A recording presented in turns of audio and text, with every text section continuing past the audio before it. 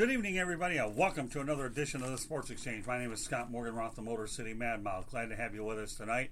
And for all you Jewish folks out there, I want to wish everybody a happy Passover. And for all you folks that are not Jewish, or everybody that is Jewish, I hope you're very safe, and hope over the course of the show that we can entertain you and take you away from a lot of your, give you some positive entertainment, take you away from the insanity for a little while. And anyways, I'm glad to bring on Michael Keller to the program, along with my co-host, David Levin. How you guys doing tonight? You ready to go ahead and talk some football? Ready to talk some football. Ready to go, guys. Anytime. All right, David, you go ahead and lead off, and I'll follow in later a little bit as we go out. So the floor's yours, David. Okay, Mike. great. Oh, wow. Okay, so that's pressure. But anyway, I'm real happy to be here tonight and glad to be able to talk to Michael about, I guess, all things football. Michael, I wanted to first start out, I was going to change the format a little bit. I wanted to talk about maybe your football career. I know that you had played at Michigan, and then you were drafted in, I think it was the third round by the Cowboys, and played a year. Great. And then I played one complete season. I spent a year on injured reserve, and then the third season I got cut at the end of training camp. So I had 2 credit years with the Cowboys. Okay, and then I know that you transitioned basically to work within the front office, or you had worked as a scout? Well, it went a little bit further than that. In my second year, when I got injured, Gil Brandt and Tex Schramm, I was hanging around the office all the time, asking them to help me get an off-season job because I wasn't making enough money as a player, to do the things that I wanted to do in life. And so, Brandt and Tex Schramm were trying to find me a job, and then they came to me one day and they say, well, why don't you work for us? Why don't you be a scout in the off-season? And I said, that sounds great to me. So I was probably the first time in the NFL where you had, or at least the modern NFL, where you had an active player who was a scout in the off-season looking for players to replace himself with. But that started my career as a scout, and then I went from there to the Seattle Seahawks, and then when the USFL started, I left them to go to the Michigan Panthers as the vice president of football operations, and we won a USFL championship there. One of the guys you played against was Donald Trump, who owned the New Jersey Generals, and he was around the league quite a bit, trying to get everybody to buy into his brand of football. But it was kind of interesting, having him as the owner in the league. I was going to ask, what kind of experience was that, knowing what we know now that the President of the United States, he dabbles in a little bit of all kinds of business ventures, including wrestling. So, I mean, I'm sure that was a quite an interesting experience, to say the least. Well, it was, and you could tell that he was a bright guy, but he was very much out of his element. He wanted to hang around at the league meetings. He wanted to hang out with all the football guys. He said that all the football guys were the more interesting than having to talk all that crap with the owners. So he was always in our football operations meetings at the league level, and also inter-team. And frankly, we had to almost ban him from our meetings because he was so disruptive. Wow. Because he didn't know whether a football was pumped or stuffed, and he was trying to educate everybody in the room on how much he knew. And it was kind of funny, but eventually it was more disruptive than funny. So basically, what you're saying is that 30-some years later, nothing's changed. Nothing has changed. And I'll tell you the other thing we used to do. We used to kid him, and we say, "Hey, Trump, what the heck is that on your head? That is the worst looking hairpiece we've ever seen. I mean, why?" And he said, "No, he'd run over. He'd actually go up to him and take their hands and here, pull it. You'll see that it's my real hair." I said, "Oh my God!" Oh yeah, it was. It was comical, and it happened almost every meeting because the word went around the league with the football guys, and we just Finally he stopped coming to our meetings because I think it was too embarrassing for him. I got to add something to this whole thing here. I remember during the 1984 USFL Championship up in Tampa. To me, it was unreal. I mean, I'm invited up to his hotel room. A bunch of us riders were talking about it, and I could tell that you're right, Mike. He was definitely uncomfortable, but when you're a young writer like I am at the time, you want to take everything in, the good, the bad, and the ugly. And I would never have imagined that Donald Trump could ever, with his personality, get into the NFL as an owner. And during the course of his attempts to do it, nobody wanted any part of him. And I have a feeling a lot of that was attributed to not only what he did with John Bassett, and trying to turn it into in the fall, but full well. I think, Mike, we can both agree. We talked about it. Do you feel that the NFL, the type of fraternity that they would have in there, that they were determined to keep Donald Trump out because he would have been too disruptive anyways? Well, I think you're absolutely right. He had 2 or 3 or 4 backers. Quite frankly, among the NFL owners, most of the guys from the Northeast, but the NFL ownership is a very, very tight fraternity. Excuse me, and they're extremely selective about who they let into that fraternity, and frankly, you can't get in with a power play. You've got to get in with the backing of enough NFL owners that can tip the balance for you. And Trump was never going to have that because he alienated, 2 out of 3 people he ever met. That's true. Right. And I remember. I'm sorry, Scott. Yeah, and then when you talk about his failed attempt to get the Bills paying for cash only for Terry Pagula, they could have accepted a cash offer, but I get the feeling that once his last attempt foiled, that when the Colin Kaepernick thing took place, then you knew full well that when this was his opportunity to take shots at the NFL. If you can't join him, you might as well beat him up for the limited time that you have. Do you feel that there was a lot of resentment there? He was never going to be allowed into the fraternity because he's not the kind of guy that the NFL owners want to be part of, want him to be part of. And it's plain and simple. It's as simple as that. If they don't like a guy and they don't feel that he represents who they think of themselves, then they're not going to let a guy like Trump in. All right, go ahead, David. No, actually, you kind of asked the question I was going to ask, so it's not a problem. But I do, when you talk about ownership in the NFL, Jacksonville has gone through 2 owners. Where it was Wayne Weaver back in the early 1990s. The NFL wanted Wayne Weaver no matter what, and he was putting all his money back, behind Jacksonville, and that was the only city that he was going to represent. So, more than anything, it really has to do with the person that is behind the financing and the plan and the program and what's going to happen. You're exactly right, Michael. Because if they don't, Wayne Weaver could have gone anywhere, but they really wanted Wayne Weaver. At the first, it really wasn't necessarily Jacksonville because St. Louis was involved in it, and Charlotte was involved in it. I think San Antonio at one point was involved. It didn't matter where the city was; it was the actual owner that they were trying to bring into the league itself. The fraternity, absolutely. Right, the fraternity, exactly. So moving on, I understand that, and I've done some research on that. I've spent my time doing my homework here. In reading your bio, so to speak, you had some time with the XFL and Vince McMahon. Correct. And, yep. Oddly enough, Vince and Donald have business dealings together. But what was that like, transitioning from going to the USFL, where you had owners like Donald Trump who were, large-than-life figures, to dealing with Vince McMahon, who is basically the same kind of individual? Well, interesting story. When I worked for the Michigan Panthers, the owner that we had there was a fellow named Alfred Taubman, who was a captain of industry in real estate, and he's actually the guy that brought Trump into the league because they had done business with each other. Right. And we won the USFL championship, and Mr. Taubman was kind of taking his bows, and he was probably the most powerful guy in the league at that point.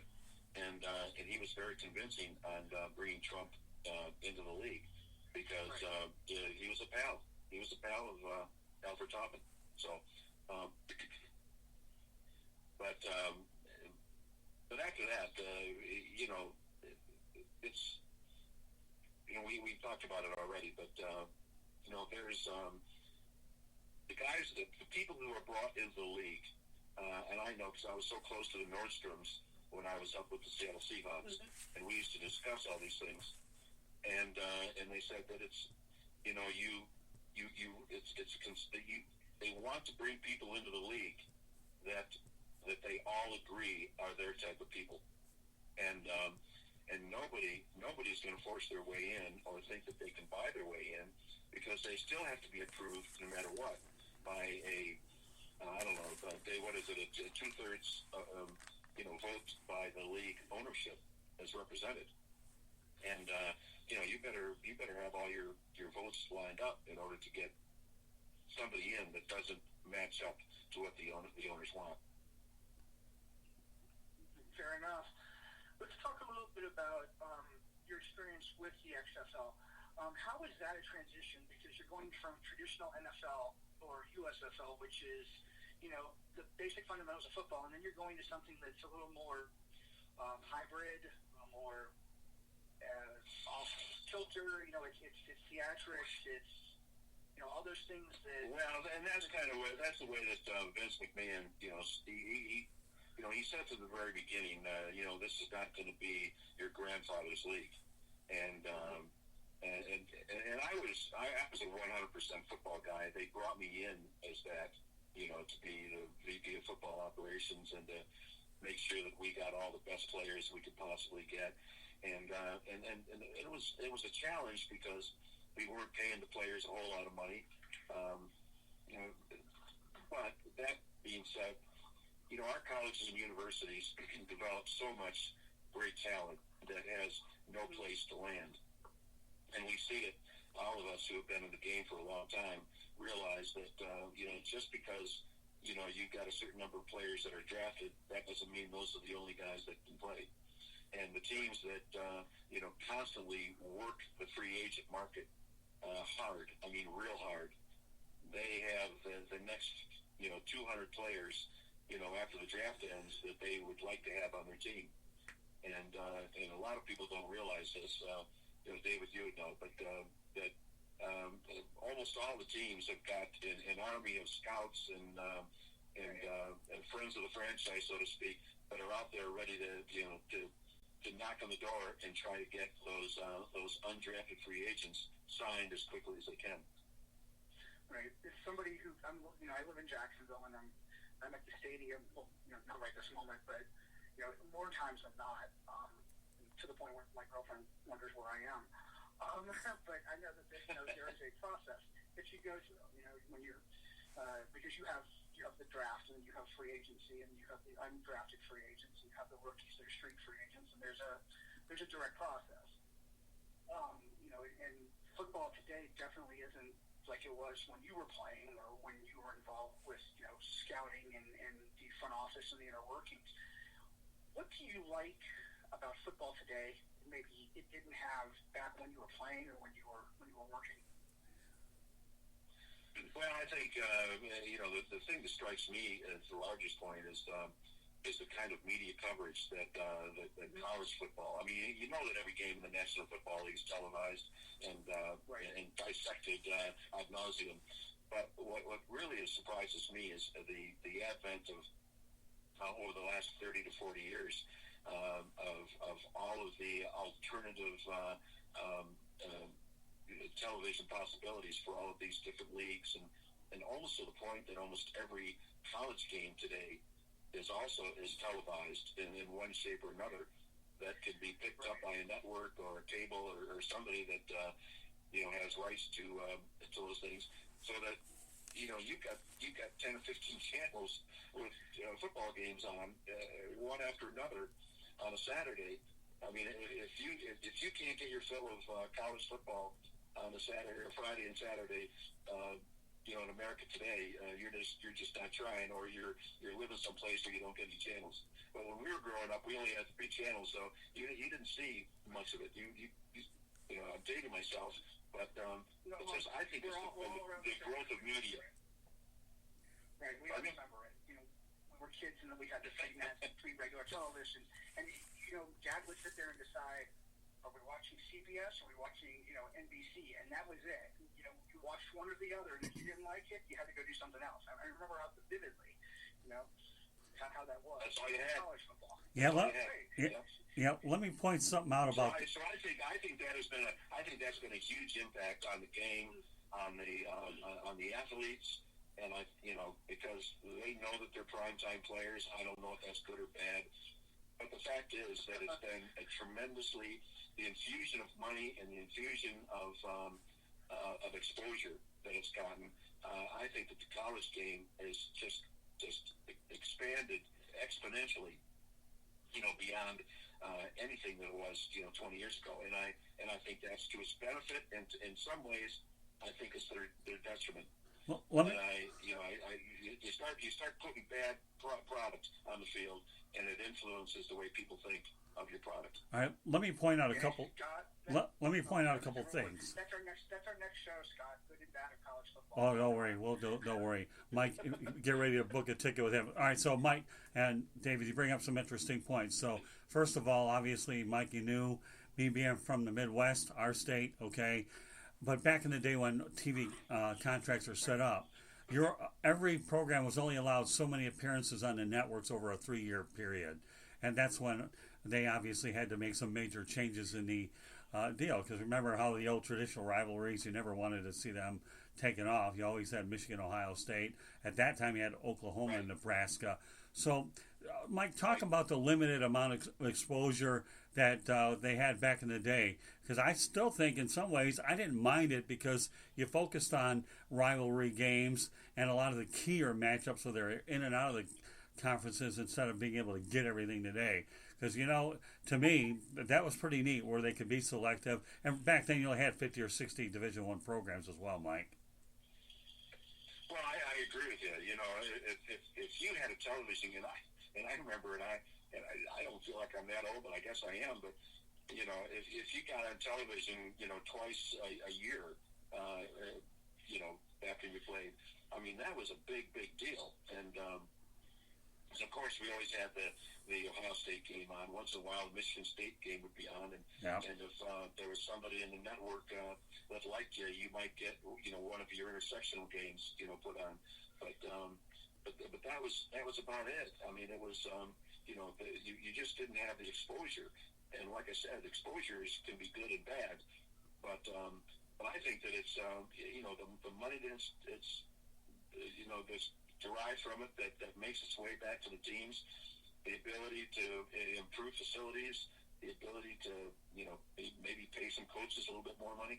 I mean, I just think that it's raised the the pond that the college game was on, to the point that it got to a lake, and now I think it's a rival of the National Football League, just because it's in every corner of the United States. You've got colleges and universities that are now being televised, are now exposing their product. Right. It creates pride by the alumni in their teams. It generates more money being donated to the university. And I'll tell you this, guys, it all comes back to one thing, and we all know it.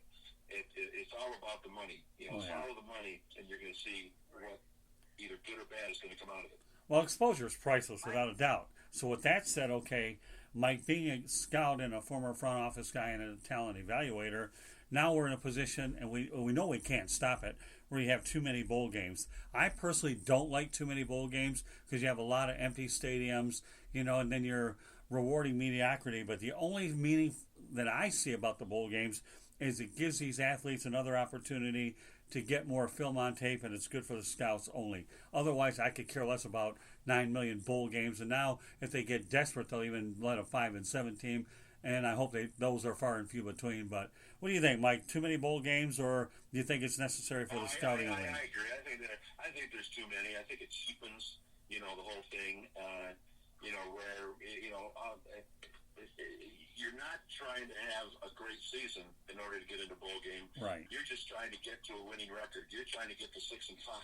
And so if you're 6-5 and you've got a winning record, you're practically assured of being in a bowl game. So I agree. I think it's just gone too far. But again, it comes back to follow the money.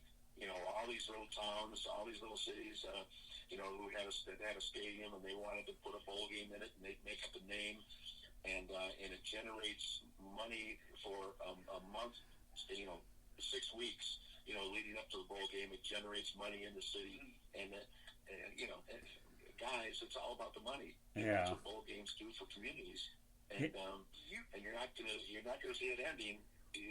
You won't see it get any more because they don't have enough winning teams in order to put into bowl games. Yeah, so I often wonder a lot of times. It's a phenomenon. It's a phenomenon that they let get out of control. Let's put it that way. Yeah, it is. I often think in my mind, it's what I've always said. I'm happy that the athletes get another opportunity for more game film on top of the All-Star Games, Combine, and all that. I'm always for that aspect of it.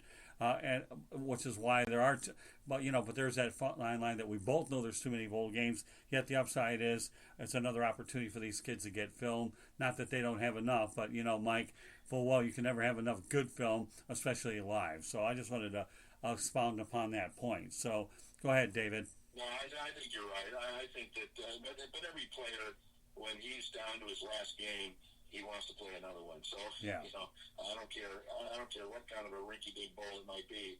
They look forward to playing those things and being a star. I mean, there's so few players that come out of college football, really, that have any kind of a chance of playing at the next level.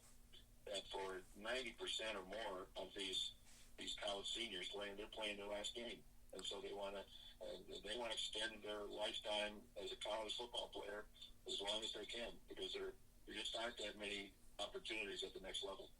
Go ahead, David. Definitely, and you guys are at an advantage.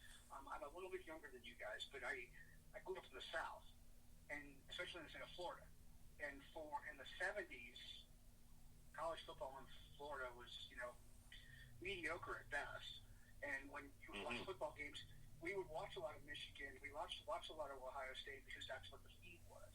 And not until 1980, when this kid named Herschel Walker, burst on the scene, did the Southern football really take off, where we were seeing SEC games of the week and stuff like that. So I grew up, watching a lot of Pac-10. Big Ten, and watching the Oklahoma and Nebraska and all that stuff, because it just didn't develop, because the SEC wasn't what the powerhouse it is today. So, it is all about the money, and it's about, taking one player, the shining star, and building on it. Because after Herschel, there was Bo, and then there was the Florida teams of the late 80s and early 90s, and there was Georgia again, and all those things happened all because of money and revenue. You're right. Everything follows a money trail, no matter what you do with college football. Well, it's also amazing to me, too, is because you're talking about development. As long as I've been, starting with scouting back in the early 70s, we knew, even those of us who came from the Big Ten, we knew that the great players were going to be coming out of the South, and that was proved kind of a prophecy.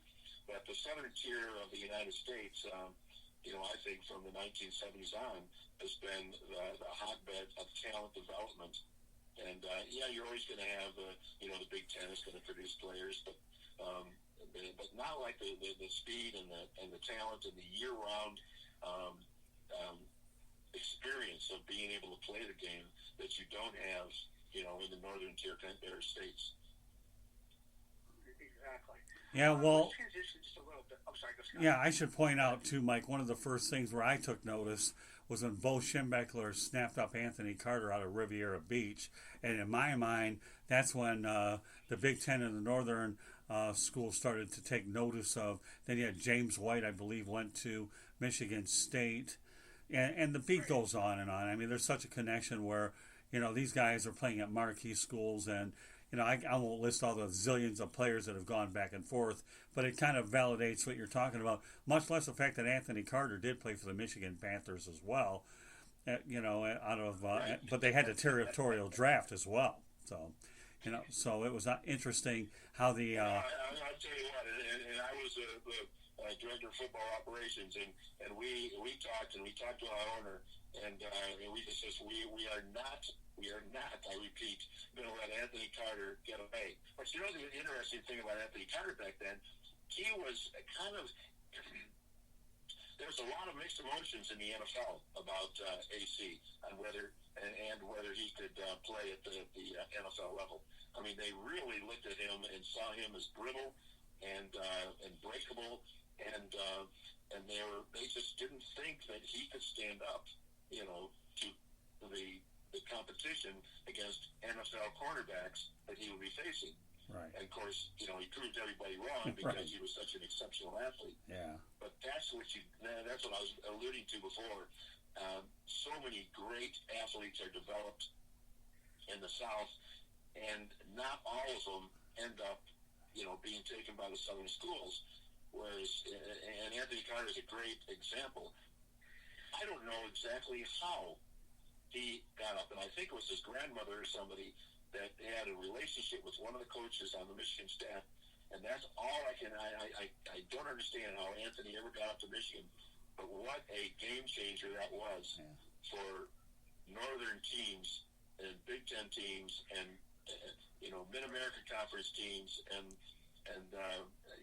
they started really hitting the Southern tier for football players like they never had before. And for those individuals that want to know a little bit about Anthony Carter, remember in the Rose Bowl when John Wengler was the quarterback of Michigan, did get a bowl win. I should point that out. So, Mike, let's talk about the territorial draft. I went ahead and alluded to it a moment ago. Sure. I wish that the NFL had it, because I think that the one thing the USFL did do was not only did they try to keep guys closer to home, but one can only wonder, if the Lions could really benefit from the Wolverines and the Spartans. Can the Jacksonville Jaguars, of course you have 3 teams down here, could benefit from the University of Florida, Florida State, and I'm just playing some hypotheticals out there. But how good was that territorial draft? Well, that was one of the difficulties that we had, was that there were, some areas of the country were so talent rich in some of the schools. In other words, we were able to select 5 schools in our territory that we had exclusive rights to. Right. Well, we only had a certain number, and after past that number, then if there were more, then they were free to go to other teams. But we had first choice on them, and it was 25 players. We had 5 schools and 5 players per team that we could protect. Even if we didn't sign them, they went on our reserve. So we had them. I mean, if they went to the NFL or went anyplace else, we still had rights to them when and if they ever left, the NFL or another league. I think. So, go ahead. I think one of the biggest sleepers you had was Nova Boyovich out of Central Michigan, if I remember correctly, the kicker. Well, Novo was he was an interesting teammate. But I'll tell you what, an even better player we got out of there was Ray Bentley. Oh yeah. Who came down and played middle linebacker for us, and spent 15 years in the NFL for the Buffalo Bills. I mean, there were players that nobody knew about, and that's one of the things that the USFL did. Was I think that a lot of players who may have been an afterthought to the NFL got a chance to develop their skills in the USFL, and that's why the NFL started the XFL, or the NFL Europe, right. and of course they fed off the XFL as well. But I believe that so many good, quality, and perhaps excellent players that are playing college football that don't always get a chance to play in the National Football League. And that's why these other leagues are so important, because guys who are not quite mature enough or not quite ready for the NFL, or not, the timing is wrong, They go to the wrong place, and if that's the only place they have to develop their skills, once they get cut, they rarely ever get another chance, to play in the NFL. But with some of these leagues, they can go and they can overcome the blemish of being cut by being a potentially great player and a future great player. And I think these other leagues allow that to happen and allow that talent to be developed when you got a 2-week chance to prove yourself sometimes at the NFL, and it doesn't always work out. All right, David, go ahead. I'm sure you have a few more questions you want to point out. Well, I'll say this. That growing up in Jacksonville and then being part of the Jacksonville Bulls and the excitement of the USFL, because that was to us, the big time then, and developing, players having relationships with the fans and it being exciting. It's an awesome time.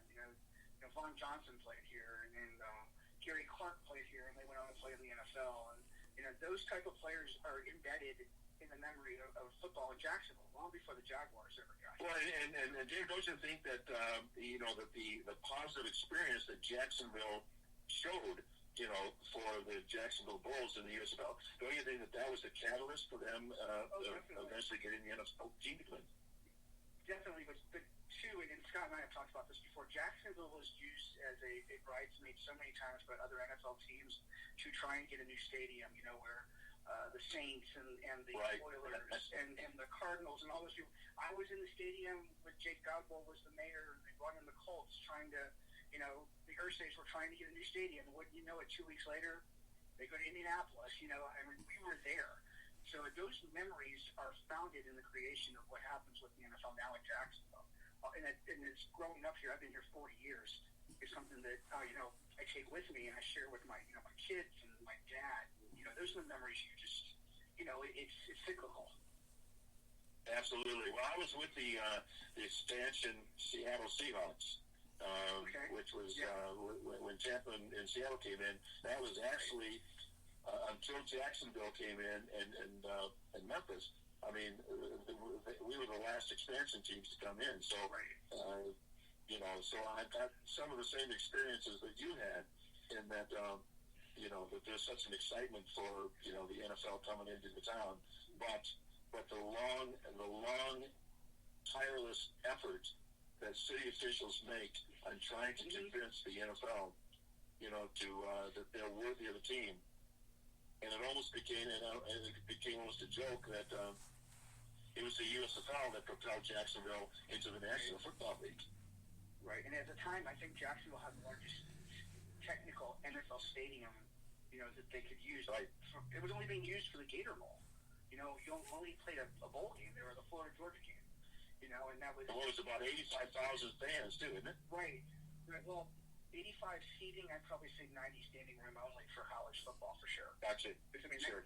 Florida-Georgia's huge, along the same lines of Ohio State and Michigan down here, as far as, excitement and rivalries, love. And rivalries, which generate a lot of that. Definitely. Let me ask you this, and I'm going to change topic again, and I'm going to go back to the NFL for a moment.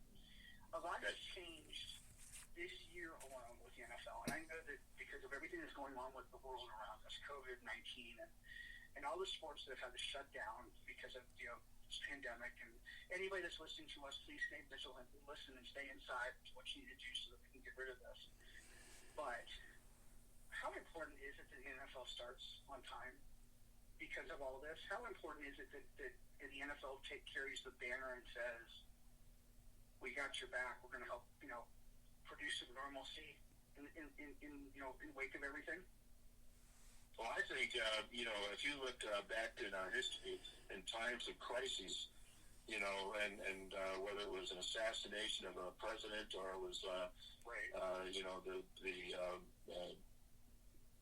the Twin Towers, it was the sporting events that came up on that weekend that is what was the initial salves on the wounds of a nation.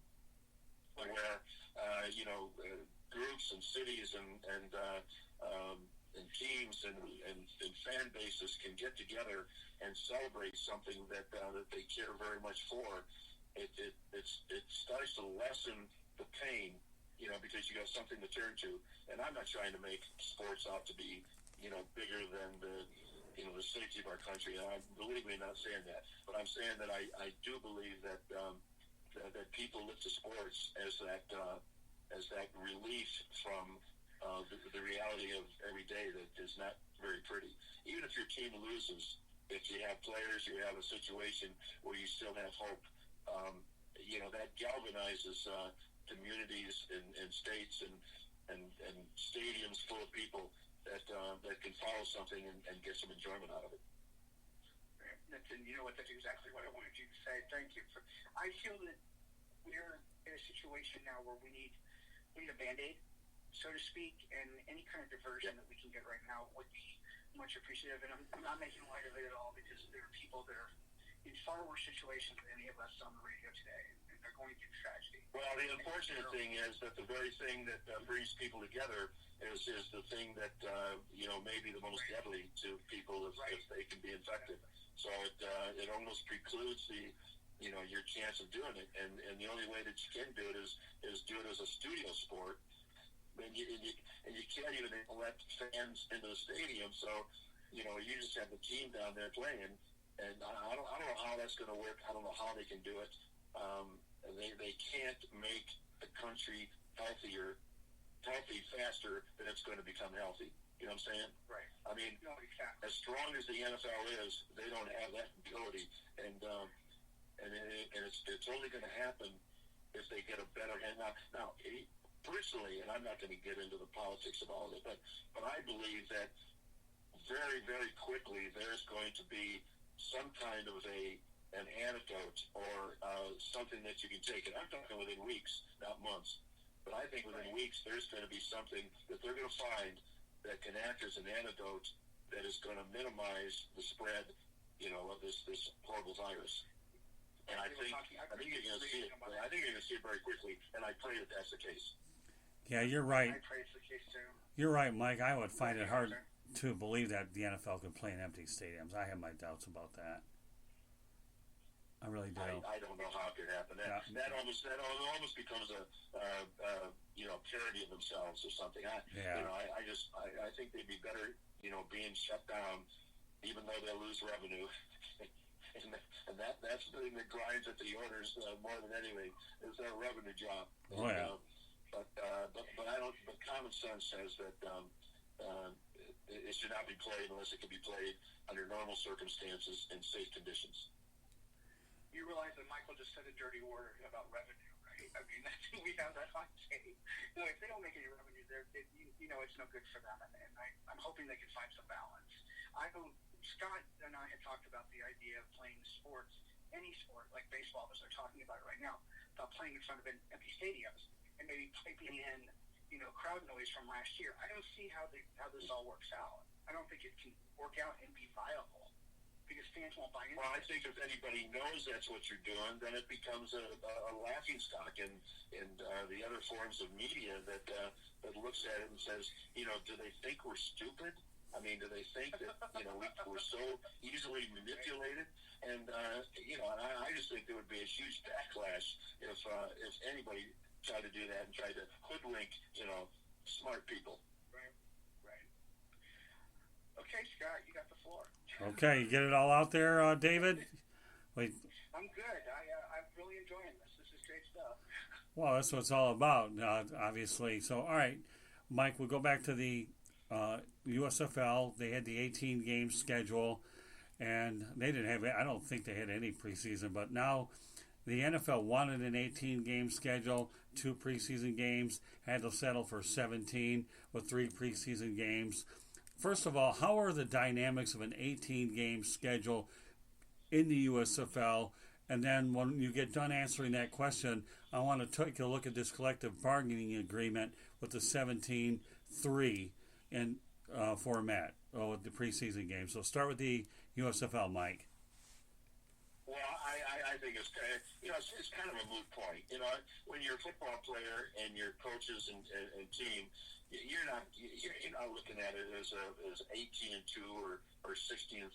You got a 20-game season, okay? Right. No matter how you cut it, that's how many games you're playing, and that's how many games you as a team are preparing for.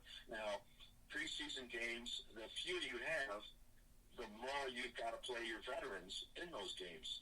Do you see the rationale behind that? Oh, yeah. Those are your games in direct preparation. So when they started cutting out preseason games, I think it was kind of ridiculous. Other than it was all kind of was window dressing, because we charge the same amount for every ticket. You pay the same amount for a preseason game in Seattle as you did for a regular season game. Okay, and when you bought your season ticket package, it was a 10-game season. It was not a 6-4 season. Okay, so I think it's all kind of a moot point.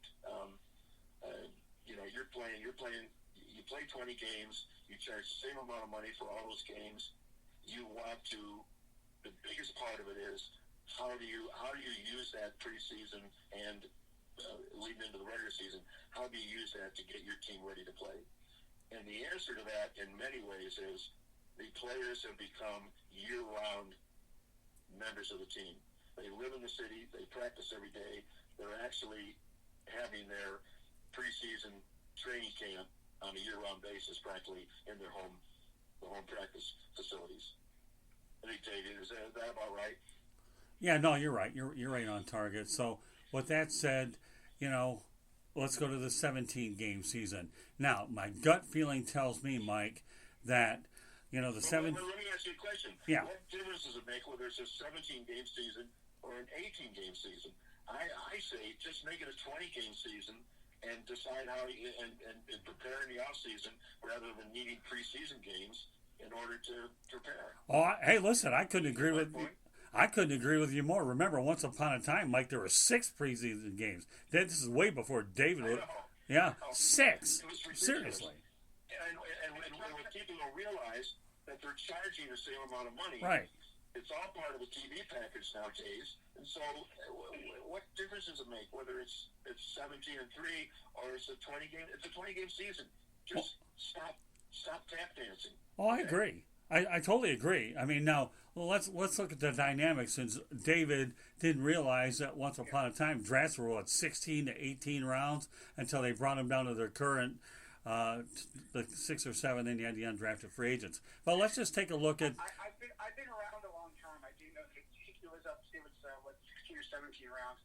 Also, real quick, the Players Association, regardless of whether, and I agree with you guys, it should be a 20-week season no matter what.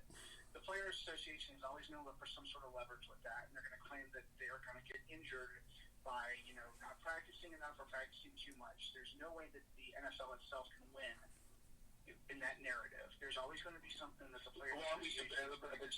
I'm going back 35, 40 years now. Right. And the Players Association was arguing for more games that counts and fewer preseason games. Right. because they felt that would raise their salaries, which it did, and because they knew, just like I'm saying now, because I was a player then, and we always talked about the same damn thing. And this is not a 16-game season with 4 preseason. This is a 20-game season. Right. Because we prepare the same for a preseason game as we do for a regular season game. They're charging the same amount of money.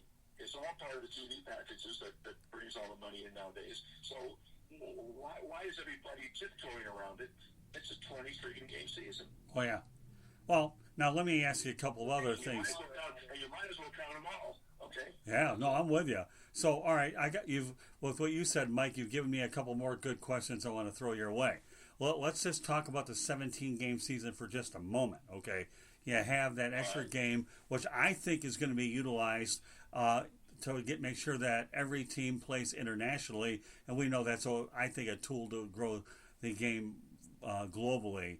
Well, that said, that means that Green Bay Packers and all these hotbed franchises are going to have to play London, Mexico, or wherever. So do you think from that standpoint, adding that extra game does increase the ability to draw more revenue due to that extra overseas revenue or international revenue? Well, that's a darn good question because you know I was in the National Football League when all of the the overseas growth, whether you started the United States Football League, Right. and then I was I was the first guy they brought in to start working on NFL Europe, which originally was called the World League of American Football. Yeah, I where remember you that. had 6 North American teams and 4 European teams. Okay, and then you got into the collective bargaining agreement and all the different hagglings, and finally they just called it NFL Europe. Right. And got away with with playing in the United States and Canada is where they were initially. So. And I ran the Scottish Claymores.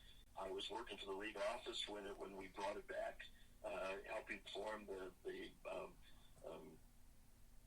German team there, the Frankfurt Galaxy, and also the Amsterdam Admirals. And I spent almost a year over there straight, and organizing those things. And I will say this, that the NFL, God bless them, but they think that everybody in the world should be interested in American football. Right. And one thing that I learned living overseas for as long as I did, and working for the NFL to try to bring American football to Australia, and I traveled to all these places to meet with people, to Asia, to every corner of the world. I was a silent emissary to gauge the interest in other countries to bring American football to their countries. And I will tell you that all of us are way too provincial in our thinking that everybody in the world wants American football. They don't, okay? I lived in Europe for 6 years, and I knew that, we were real popular in Edinburgh, Scotland. But Scotland doesn't have anything. Scotland's got 5 million people in the entire country, Right. and we were a big deal. But you get over, and they were a pretty big deal in Germany because there were so many expatriate Americans and people who followed the GIs. But you get into some of these other countries, especially in Asia, American football is an afterthought. Even in the UK. You got rugby that's far more popular than American football. Right. And certainly, and I got to say soccer, so I keep it separate from football that we're talking about. But their football is, 8 out of 10 people in the country follow it. And then all the other sports scramble for the other, 20%. Well, we're talking. So the point that I'm making is that there's nothing. And it's something that I think it was the arrogance of the National Football League thinking that everybody in the world wants American football. Now, everybody in the world wants American money. Yeah, They right. don't necessarily want our sports. And if they thought that if we were going over there and we're going to be dropping millions and millions and millions of dollars, which we did in their countries, and they were going to foster it and promote it. Okay, plain and simple. But they didn't give a rat's patootie about American football, and most of the fans in the country couldn't have cared less. Yeah, I don't. That's a sad thing to say, but the NFL learned that lesson eventually. Yeah, I don't think. I mean, let's face it. Green Bay Packers are obviously, I think, the marquee franchise in the NFL, and they don't have any incentive to ever give up a home game because they're never getting a Super Bowl up at the frozen tundra, anyways. But meanwhile, by contrast, though, Mike, you got the Jacksonville Jaguars, David's team, and obviously one of my newer teams, and yet they use those London games to make a profit during the course of the year. So with that said, okay, Absolutely. Yeah. Hey, I think it's a great idea for the National Football League to do it. right, And those one-off games, become kind of a spectacle Right. over in London or in Germany or one of those places. So, of course, they're going to sell out. It's great for the NFL owners. I don't know. I'm not saying it's a wrong thing to do.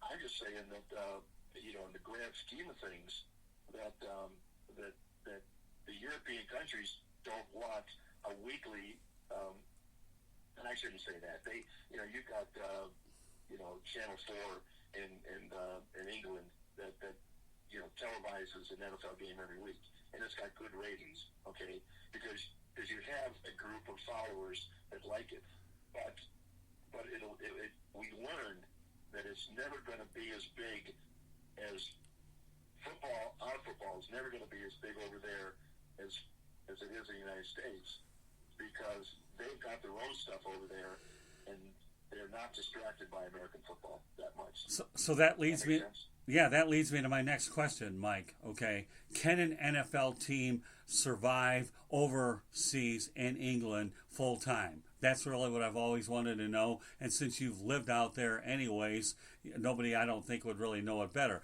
And then and there's a two-part question: can they survive overtime? And how would the logistics actually work in terms of them? Do they play 8 right away or 9, whatever, and then have to find a headquarters somewhere in the United States, to divide it? So that's a two-part question, Mike. Well, we went through all those questions because I was involved in discussions to do just that, and the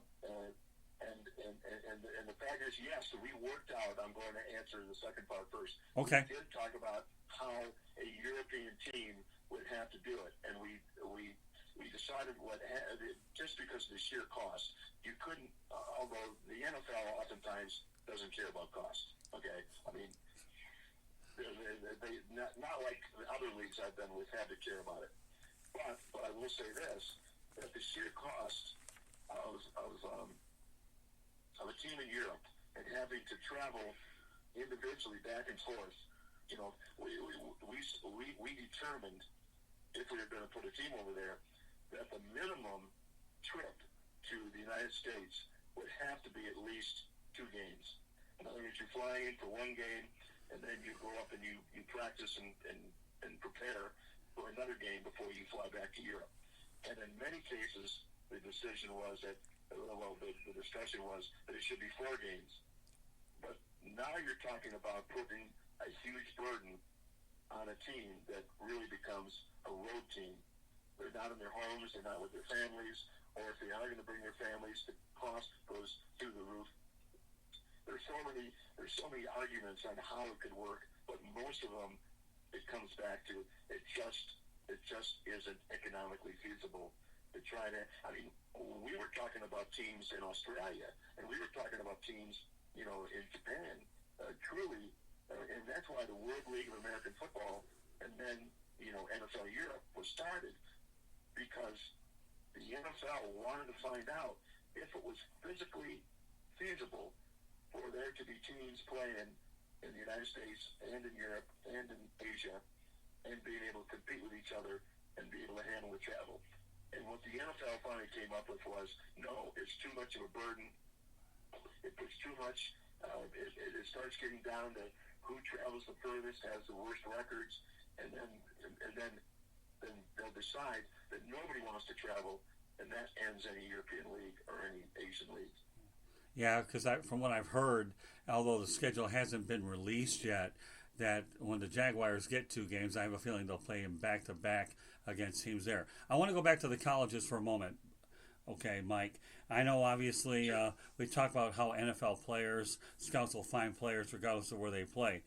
But we always tend to talk about big programs and programs that produce solid stars. So why don't you compare and contrast the bigger programs versus the smaller programs? Because I'm a firm believer that when you look at the history, some of your better players, whether they're FCS schools or whether they're, Division FBS schools, Jerry Rice, Walter Payton, Joe Flacco are some of the ones that come to mind. That even it all. I don't care where you play. To me, the playing field is level. It really is. So, tell from an Italian. You bring up the name of some great players, and but I can tell you exactly what the frame of mind that we had with the Dallas Cowboys. And I want a little history here was that the Dallas Cowboys really took the scouting business into the 21st century. Okay. Before then, it was the NFL, and God bless the NFL, but they didn't spend as much time because everybody had an opinion about players, whereas the Cowboys came along and really dissected the entire business of player evaluation and development. And most of the teams in the league, in the NFL, started copying and becoming much more adept and much more involved and much more thorough in their scouting. And in my opinion, is that it's a trickle down effect, to the colleges and universities, and the way that they look at recruiting players to their level. And my belief is that, well, if you take the top 50 schools in the country, or take the top 3 or 4, conferences, the Big Ten, the Southeast, the Pac-10, and there are so many really, really good players that are being developed every place right now. The question comes in, you can't absorb them all into the National Football League.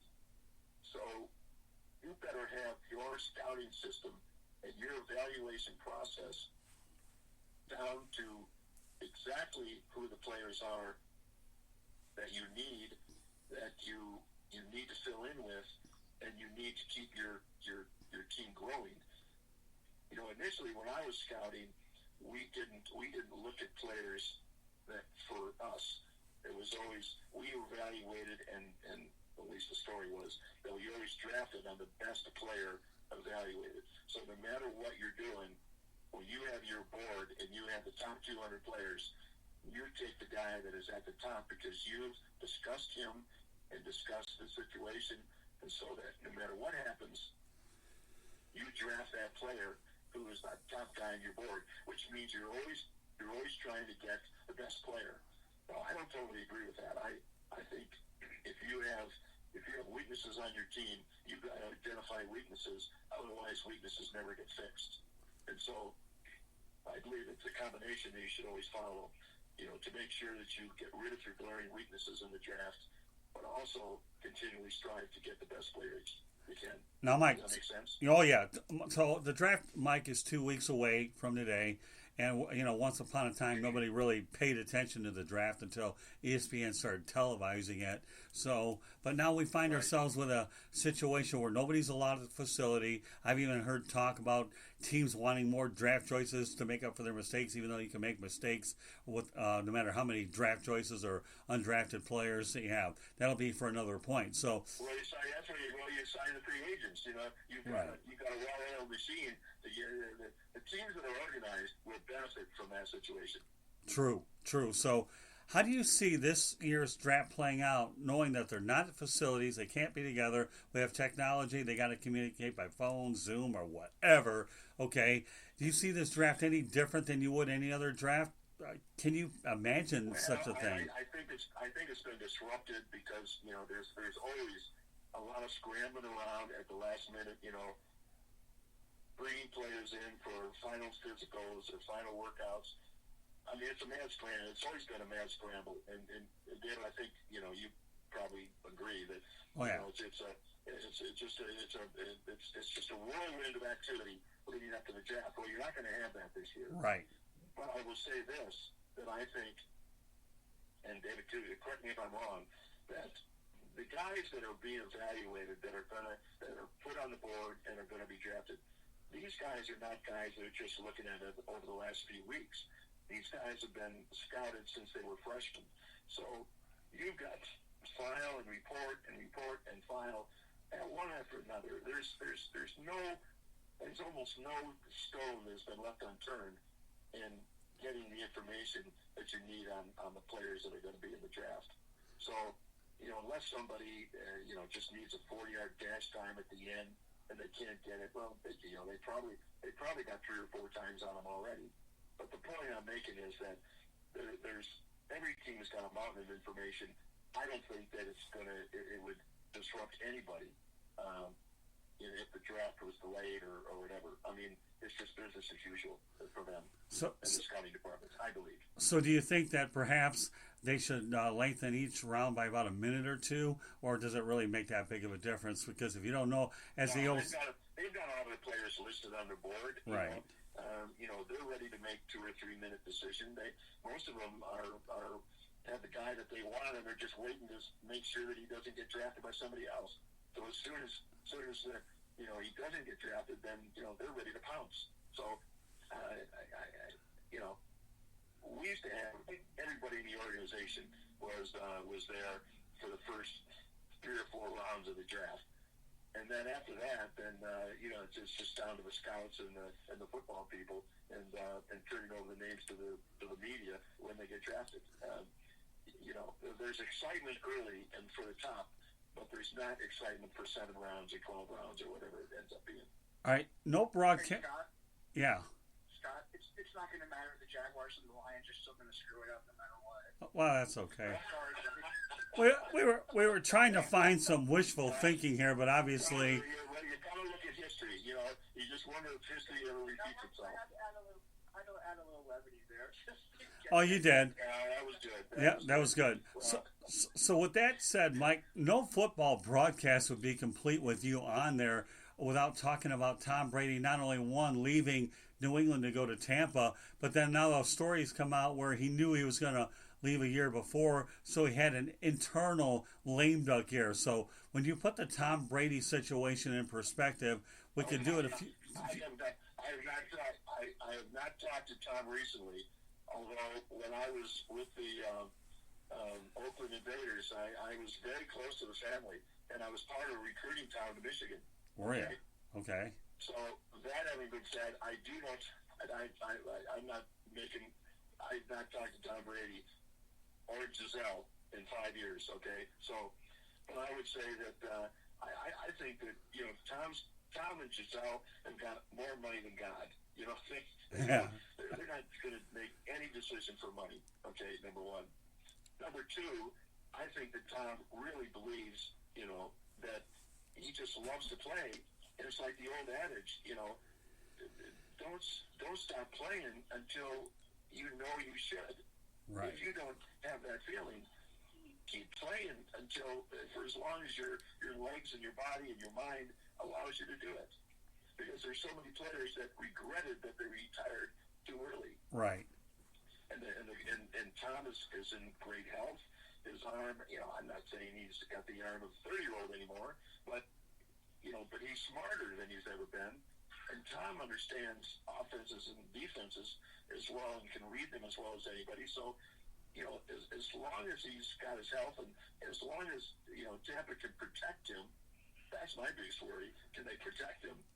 And if they do, Tampa's going to be a hell of a team. They've already got a good defense. So, yeah.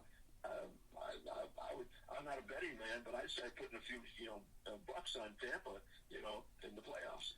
Well, I mean, how do I not bring up a Tom Brady thing from a fellow Michigan alumnus? I'll think, and the host here, who is a Michigan man. No, not Bo Schembechler, but another Michigan man. So with that said, Mike, okay, Brady says I've accomplished everything I need to do and then some in New England. So now you have what's going to give here. Does Brady have more success than Bill Belichick in the post-Brady Belichick era?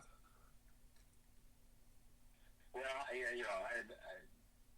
I've got to go on what I know, and what I know is that that was a rare combination that between Brady and Belichick and Kraft and the whole. I mean, it was like harmonic convergence. All these things came together in the right conjunction that made it really work. Now you start splitting up. You split the diamond, so to speak, or you take components out and replace them with other components. Do all the components continue to work at the same high level that they did before? And I could just say that it all just really worked well for Brady and for Bill and the whole New England organization, because they were not that good not long ago. Okay, and they turned it around and made it great. Now, can just Tom Brady make at 43? Can he make the kind of difference to Tampa that he did at New England, but he didn't have Belichick? Now, I don't know that much about the coaching staff, right?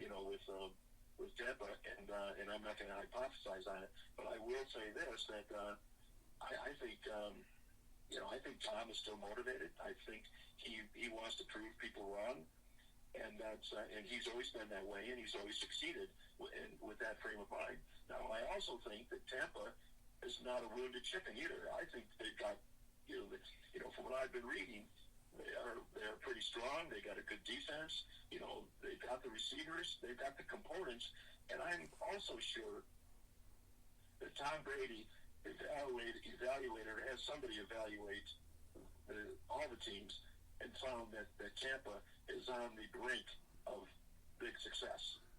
And so I think he's jumping on, a very fast wagon.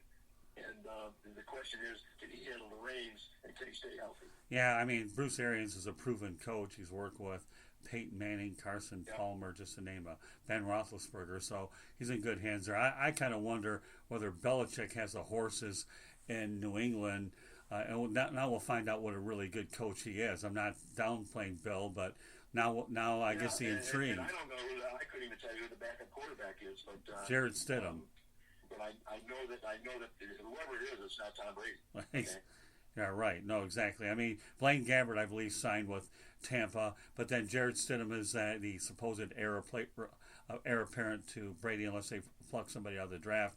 And I know Brian Hoyer's there. Right. So now, in retrospect, Tom Brady trades Cape Cod for Tampa Bay / the Gulf of Mexico, and the intangible factor, Mike, is there's no state income tax, and he'll trade the insanity of traffic in the New England area. God help Tom when he gets on 275 and he gets on I-75 and I-4. But I guess, Tom, you could just find a transport service to get you around that insanity, because I can't stand it there, even though I have Tampa roots as well, because it really is cotton picking crazy. I don't think that Tom's going to struggle with traffic, and I don't think that he's going to have to be inconvenienced in any way, shape, or form. For him getting to the field and back home, wherever that might be. Down in Tampa. Give Mama some good old warm weather, and she'll make you feel a whole lot better. I'm telling you, if the snow does get on, gets on you after a while. We got a couple more minutes in the broadcast. David, any other question or so for Mike Keller? No, I've been taking this all in. This has been quite enjoyable, guys. I really appreciate it. I'm listening to nostalgia, and I'm listening to some really amazing dialogue here. Thank you guys so much for letting me sit in on this. I appreciate it. Well, I got news for you, Dave. Thank you for being with us. You're outnumbered by a couple Michigan people. I know I may be outnumbered by Jacksonville people when I go up there, although I feel like I've become one of them since I have really good, strong ties to the area. But, one thing I could appreciate. What's that? You still haven't yelled Duval, so I don't know about that. I don't know. Hey, listen, that's what you're there for, man. But, okay. Yeah, but like anything else, Mike and I have had tons of great football conversation when we were up at his great log cabin up in the isolated territory on the planet where it's called POM, Peace of Minds, serenity, all rolled into one.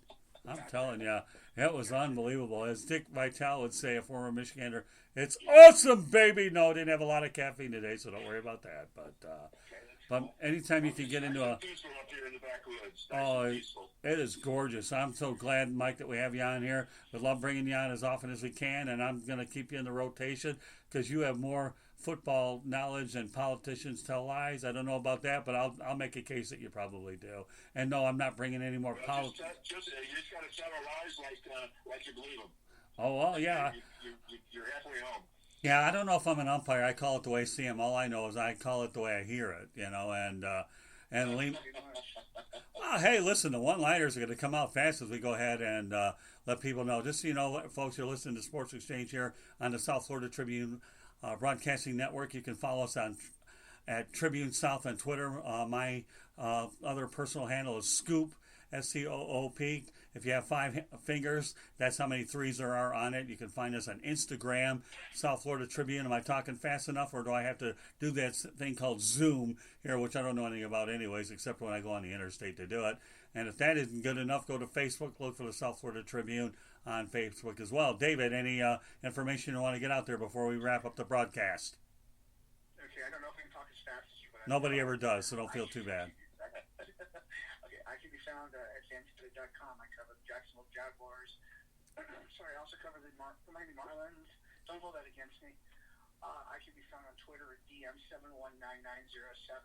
Michael, it's on to you. Very good. Well, you can't find me any place but up here in the backwoods of Michigan. But Great place to be. you can always get messages to me through Scott. Yeah, Mike, I should point this out while it's come to mind. I know Detroit Tigers legend Al Kaline passed away earlier in the week. Do you have any stories or thoughts that you want to mention about Al Kaline before we close out the broadcast?